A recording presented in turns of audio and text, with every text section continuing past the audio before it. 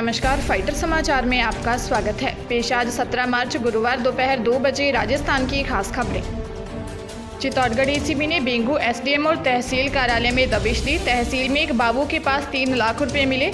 SDM Mukesh Meena सहित 5 लोगों को डिटेन कर पूछताछ की जा रही है। इसमें 2 बाबू, एक कंप्यूटर ऑपरेटर व रजिस्ट्रियां कराने वाला दलाल बताया जाता है।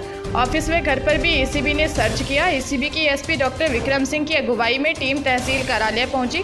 वहां एक बाबू असलम से कुछ मामलों की फाइलें तलब की तो वो बगले झांकने लगा। एसडीएम मुकेश मीना इस दौरान इसी बिल्डिंग की पहली मंजिल पर अपने चैम्बर में थे।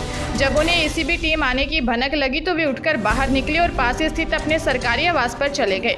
एसीबी टीम उनके आवास पर पहुंची और उन्हें पकड़ कर ले आई। असलम के अलावा एसडीएम के पेशकर मुश्ताक, कंप्यूटर ऑपरेटर जगदीश सेन व वकील सतीश चौधरी को डिटेन कर पुलिस थाने ले जाया गया। बताया कि आकस्मिक चेकिंग में बाबू असलम के पास 3 लाख रुपए मिले हैं। बारां जिले के सदर थाना क्षेत्र के अखेड़ा गांव में एक नाबालिग लड़की ने फंदे से झूलकर सुसाइड कर लिया।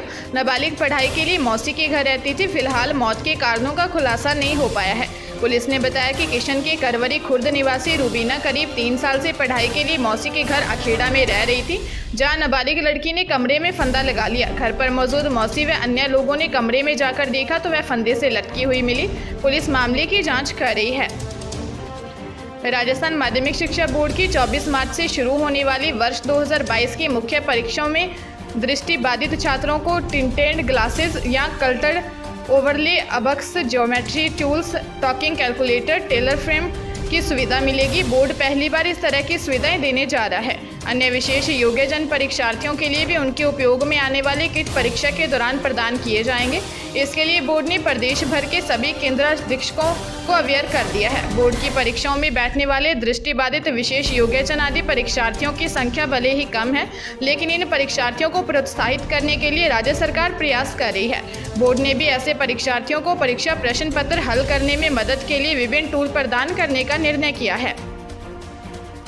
जलोर जिले के सायला थाना क्षेत्र में ओटवाला के पास एक बेकाबू बस पलट गई। हादसे में 1.5 साल के मासूम की मौत हो गई, जबकि 55 यात्री घायल हो गए। घायलों में से 6 की हालत काफी गंभीर है। सभी घायलों को इलाज के लिए अस्पताल में भर्ती करवाया गया है। पुलिस ने बताया कि बस संचोर से होते हुए भीनमाल बगोड़ा से सायला होकर जालोर आ रही थी।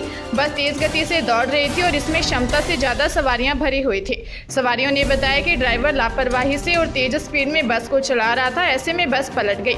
हादसे में बस में सवार 1.5 साल के मासूम ध्रुव कुमार की मौके पर ही मौत हो गई। पुलिस हादसे के कारणों की जांच कर रही है। पाली में पंच पटेलों ने लड़की को पढ़ाई जारी रखने पर परिवार को समाज से बाहर निकाल दिया। पंचों ने परिवार पर 3 लाख रुपए का जुर्माना लगाया। लड़की के पिता को बोले, तुम्हारी बेटी की शादी हम जहां बोलेंगे वहां कर देना। मामला रोहट का है। रोहट थाने के दानासनी गांव निवासी मोहनलाल बंजारा ने रिपोर्ट दी।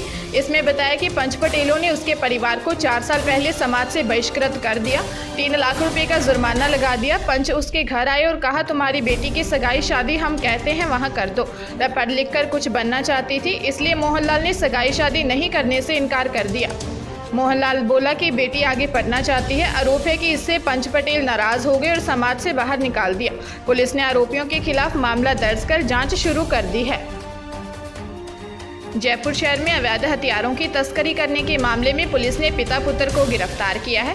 बाप बेटा दोनों ही अवैध हथियारों की जयपुर और जयपुर के आसपास के इलाकों में सप्लाई किया करते थे। गिरफ्तार पिता पुत्र ने घर के पीछे खाली जमीन में हथियारों को दबा रखे थे।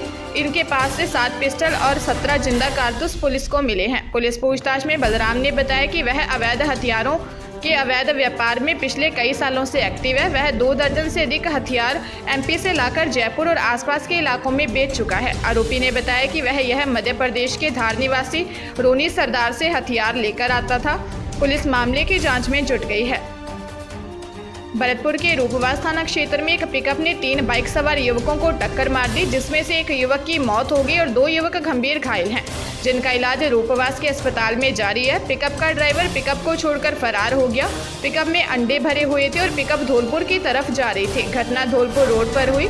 3 युवक वैभव, अरुण और कुलदीप, तीनों दोस्त बाइक से घर का सामान लेकर अपने गाँव कांदोली जा रहे थे। तभी पिकअप अचानक अनियंत्रित हो गई और सीधे बाइक से टकरा गई, जिसमें 20 साल के वैभव की मौके पर ही मौत हो गई, जबकि 2 साथी अरुण और कुलदीप दोनों की हालत गंभीर बनी हुई है। नाबालिग से दुष्कर्म के 3 साल पुराने मामले में कोटा पोक्सो कोर्ट ने आरोपी रुस्माल निवासी लाडपुरा थाना काकनवानी जिला झाबुआ एमपी को 14 साल कारावास और 28,000 के अर्थदंड से दंडित किया है। रुस्माल पर आरोप था कि वो 15 साल की किशोरी को बहला फुसलाकर भगाकर अपने गांव ले गया था, उसे 1 साल तक साथ रखा और उसके साथ दुष्कर्म किया, जिससे पीड़िता गर्भवती हो गई। उसने बच्चे को जन्म दिया। विशिष्ट लोक अभियोजक धीरेन्द्र सिंह चौधरी ने बताया कि 19 अप्रैल 2019 को पीड़िता ने पिता ने किशोरपुरा थाने में शिकायत दी थी, जिसमें बताया था कि उसकी नाबालिग बेटी सब्जी लेने गई थी जो वापस नहीं लौटी। पुलिस ने जाँच कर आरोपी को गिरफ्तार कर लिया। जयपुर जिले की आदर्श नगर थाना पुलिस ने 4 मार्च को युवक की हत्या का खुलासा कर दिया है। पुलिस ने हत्या की योजना बनाने और हत्या करने के आरोप में 4 लोगों को गिरफ्तार किया है, जिसमें मृतक की पत्नी 22 वर्षीय गुलनाज की अहम भूमिका है। गुलनाज ने अपने प्रेमी गाजियाबाद निवासी इमरान के साथ मिलकर हत्या की योजना बनाई थी। इमरान ने यूपी में रहने वाले नितेश और धीरज को बुलाकर शाहरुख की हत्या करवाई थी। पुलिस ने चारों को गिरफ्तार कर लिया है। पुलिस के अनुसार मृतक शाहरुख अपनी पत्नी गुलनाज के साथ मारपीट किया करता था, इससे इनके बीच कम बनती थी। गुलनाज इमरान के संपर्क में आई, शाहरुख की हत्या की योजना बनाई और 4 मार्च को शाहरुख के साथ शराब पीकर पत्थर से उसका सिर कुचल दिया, इससे उसकी मौके पर ही मौत हो गई। भरतपुर जिले में ऑनलाइन ठगी की वारदातें बढ़ती जा रही है। शहर के हीरादास और मथुरा गेट इलाके में ठगों ने 2 लोगों को शिकार बनाया। इनमें एक तो BSNL का कार्यालय अधीक्षक है। इन दोनों के खातों से ठगों ने करीब 1.5 लाख रुपए पार कर लिए। पुलिस के मुताबिक पहली घटना संजय नगर निवासी रूप सिंह माली के साथ हुई। वह हीरादास के पास PNB के ATM के पैसा निकालने गया था। वहां उसे एक व्यक्ति मिला जिसने बातों बातों में उसका ATM बदल लिया और खाते से 1,11,912 रुपए निकाल लिए। इसी तरह दूसरी वारदात BSNL के कार्यालय अधीक्षक सुरेश कुमार सिनसिनवार के साथ हुई, जहां ज्ञात ठग ने PNB बैंक खाते से UPI का अनधिकृत लेन देन कर 2 बार में 20-20 हज़ार रुपये निकाल लिए।